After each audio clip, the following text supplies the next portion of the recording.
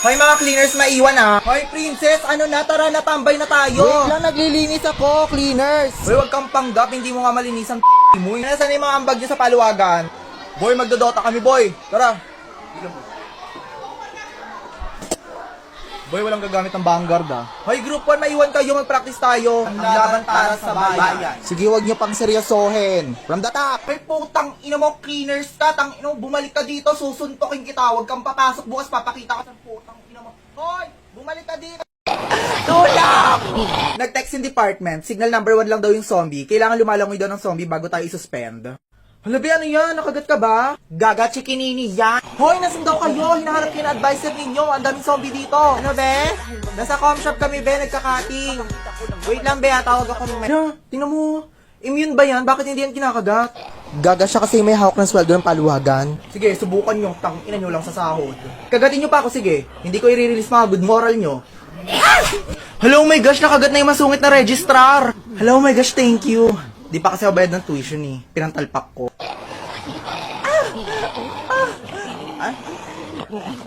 Ba't naman kulang yung kagat?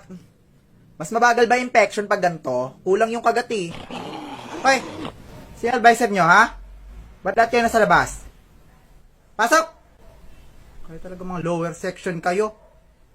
Kayo yung sakit ng ulo dito sa school. Ito mga to. Ilang utak meron sa klaseng to? Ilang utak? 46. Wala ni isa nakaisip nun? In my 16 years. 16 years. Worst section. Worst section. Wala akong na-handle na ganito katatamad. Magtanong kayo sa ibang advisor. Buti pa yung kabilang section. Ako class, hindi ako mabilis magalit. Ang ingay! Daldalan ng daldalan! Mampunta po kayo dali, may nag-aaway sa room. Isusurprise ako netong mga anakis ko. Lang, check ka lang. Go, be! Sabunitan mo yan, be! Sabi mo nagpalaglag daw ako, ha? Lakasan mo, be! Bitaw! Bitaw! Ito.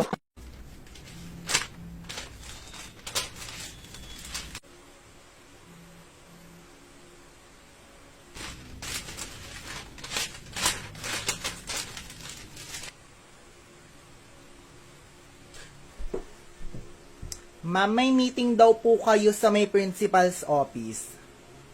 O sige nak, susunod ako, ha?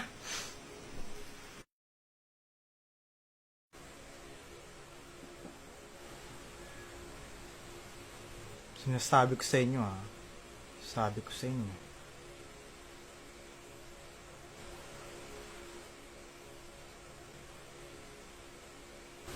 Sige ba, kopya na yan? Number 1 agad. Kopya naman ako isa lang. Ano naman? B, tama tong sagot ko. 8 yung sagot. Letter A. Hindi B. 5 sagot B. Mali yung pagkakakompute mo. Tingnan mo yung pagkakakompute. 5, anong 8-3 ang sagot? Tingnan nyo pa. Letter D. Bakit ang bababa ng mga sagot nyo? Akin 1 million na ako compute ko eh. Magkopyahan pa kayo naman mali yung sagot. Hay, di pa kopya ako. Maliin ko 2 item. Go, sige, kopya ka sa akin. A, B, B, B, B, B, B, B, C, C, A, B, B, B, A. Bobo ang puta, di ba niya alam na set A siya to set B ako? Tanga. Aalis ka pala, mami. Dapat sana hindi ko na hinulaan lahat ng numbers. No erasure pa naman. Repeater na naman ako. Be, pahanap naman ako nito sa Google. Pinapahanap kasi ni mami. Heidi, FB10 nga lang ako. Wala akong data. Hanapin mo yun o hahanap ka ng bagong kagrupo. Sige, mamili ka. Uy, ito naman parang kang tanga. Oo na, may ki-hotspot na lang ako sa mga nag-ML dyan. Hoy! Thank you, be. Napakabait mo talaga. Mamaya na yan! Pa-hotspot mo na ako. Be, kasi sabi ni ma'am kasi mali daw tong ginawa mo. So, bali, ulitin mo na lang. Send mo na lang sa akin tonight, ha? Ulit na naman. Pagod na ako. Uulitin mo to. Uulitin mo yung buong subject, be. Ha? Hindi. Mas nakakapagod nga yun, eh, no? Oo. Una, sige, send ko sa'yo mamaya. Oh, di ba? Mas mabilis yung ganon. Sige, ha? Expect ko tonight, ha? Okay, so, ang ginawa ko is hinati-hati ko na lang yung mga gastos. So, bali mag-ambagan na lang tayo para mapaprint na natin. Mangungolekta ako ng 50 pesos sa bawat isa. Okay lang ba yon? Heidi, wala na akong pera. May date pa ako mamaya. 50 pesos na ambag o 50 na grade, ha? Uy, mas mahal mag-aral ulit. Yung pamasahe mo pa, yung baon mo pa, ano. Charot lang, parang tanga naman. Takunan ko muna yung paluwagan namin. O, diba? Ang galing mo sa math, be. Akin na 50 mo. Be, na-type ko na lahat yan So, bali, hintayin mo na lang ma-print lahat para dalihin mo dun sa classroom, okay? May pupuntahan pa ako. Hintayin mo yan o hihintayin mo yung mga first year para sabay-sabay kayo graduate, ha? Mamayang alas 3. Mamayang dalawang oras po. Go, maghihintay ako dito. Thank you, Be. Napakabait mo. Hindi ka tamad. Ang naman, kailang bubuksan yung mga school, Di naman effective mag-aral pag ganito, Mas maganda kapag sa school mismo mag-aral. Pangat-pangat pag ganito, Buksan na kaya yung mga school. Kuya, crush ka daw neto. Kuya, crush ka neto. Si Jessa ba yun? Jessa Putok! Hoy! Kayo talaga mga taga-section B! Okay, number 1. Jana, ikaw muna sumagot. Alam mo sagot, Be? Anong sagot? Taas lang ako kamay para hindi tayo tawagin. Ay, wait lang. Parang nagtataas ata si Princess May ng kamay. Princess May, anong sagot? Ikaw muna. 21 po, ma'am. 21. Anong 21? PE to, Be. Be, anong oras na? Uwi na ba? Be, pinga akong pulbo. Tsaka lip tint na din, penge. Yung formula din yan. So, same equation. So, solve mo muna tong una. And then, dun ka na sa pangala pupunta. Okay? So, gets ba? Miss Chicana! Sino pinapakyu mo? Si ano po, Princess... Labas! Ma'am, naniniwala po kami na importante po maging maganda kasi pag maganda ka, magiging kang presentable sa mga tao. Bakit? Pag matalino ka rin naman presentable ka. Sa katalinuhan at saka sa kagandahan, alam ko naman kaya kung bakit kayo pumunta sa katalinuhan kasi wala naman kayong choice.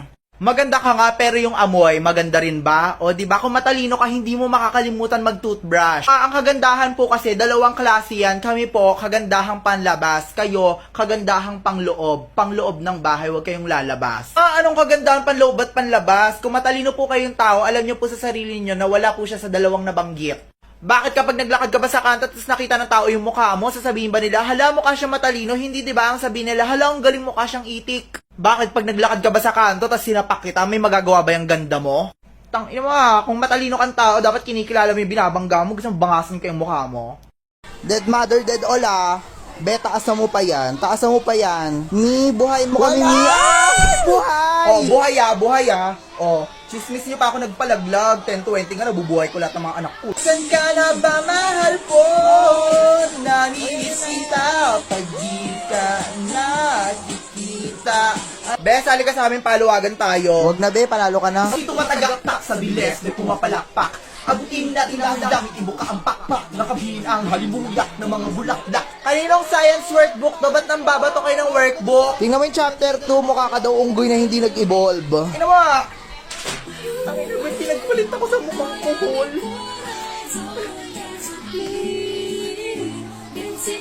Talagang gagawin ko naman. Talagang teka mo. So, ganyan kayo, ha? Pag walang teacher, ganyan kayo, ha? Yung mga babae, pag makatawa ka, alam mo, kinukurt yung mga to the guidance office. Good morning. Good morning. Sarap ng tulog Okay na, tapos na yung klase natin. Hindi, gagi sir, Nagtatanong sana ako, nagpaiwan talaga ako kasi magtatanong ako kung yung formula kanina, paano gawin yun? Kasi medyo nahirapan ako. Paano isolve yun, sir? Ganda ng tanong Next class mo na lang tanongin yan kasi PE class to Hala, be, may nag-aabang daw sa'yo sa labas, be. Be, nakita mo ba yung my day ko? Yung my day ko. Anong my day, be? Wala ka namang data. Hindi, my day ko kasi yung tatay kong pulis. Yung tatay kong pulis. Nakita mo ba, be? At saka may dalang baril. May dalang baril? Oo. Hindi ko nga alam, baka nadala niya yung baril. Yung baril. Be, akala ko tatay mo sa bungero, ba't pulis?